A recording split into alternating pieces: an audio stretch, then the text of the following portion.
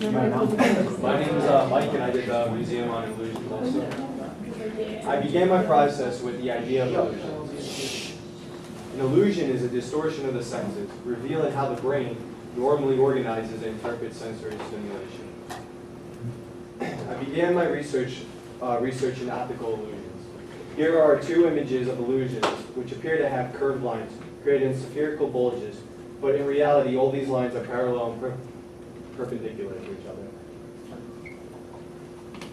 Another optical illusion where the squares appear to be crooked while in reality they're parallel and perpendicular together. I came across these chalk illusions which create three-dimensional images on two-dimensional surfaces such as sidewalks. That led me to the question, how do you create illusions through architecture? I began to find images of illusions which create a complete image when viewed at a certain angle. On the bottom image, you can see how the blue lines create a border separating a part of the room, creating a false sense of a separated space. However, this is only a 2D illusion and can only be viewed from a specific angle. Again, here you can see how illusion is created on the facade of this building. This causes the entire building to appear as if it is smaller at the bottom than it is at the top. In reality,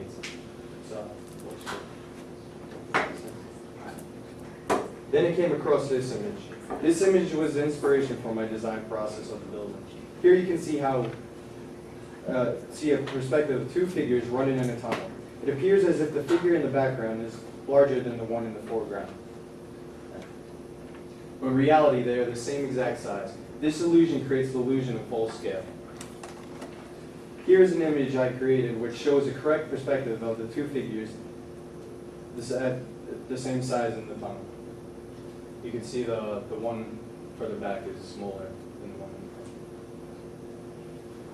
This led me to my idea process, which is illusion of scale. The main problem I faced was how do you create this illusion of scale? It was easily accomplished in the image I showed you earlier because it was a 2D image. I wanted to create a physical 3D structure which created an illusion.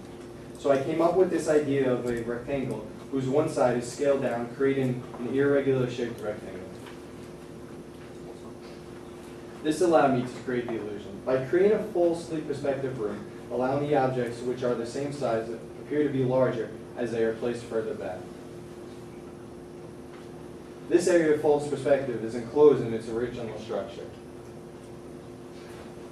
Allowing the structure to give the illusion that the inside space is a normal square and is a normal perspective when viewed inside. The outside structure acts as a form, eluding the outside viewers of its true inner distorted perspective. The figures used within this space act as a foundation of a network of tunnels and exhibit space, which connect a new inner structure to the existing outside frame. Then I began to look at how to light this inner structure. And so I wanted to use natural lighting. So I just did a study of just the sun pattern throughout a day. That started from the morning going up to the end of the day.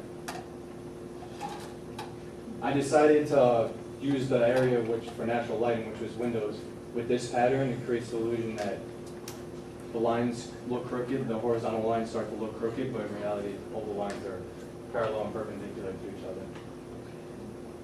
This is an inside perspective of a viewer looking outside the window, just natural light coming in. This is a section cut just at this area here, just viewing. This is open up into the lobby area.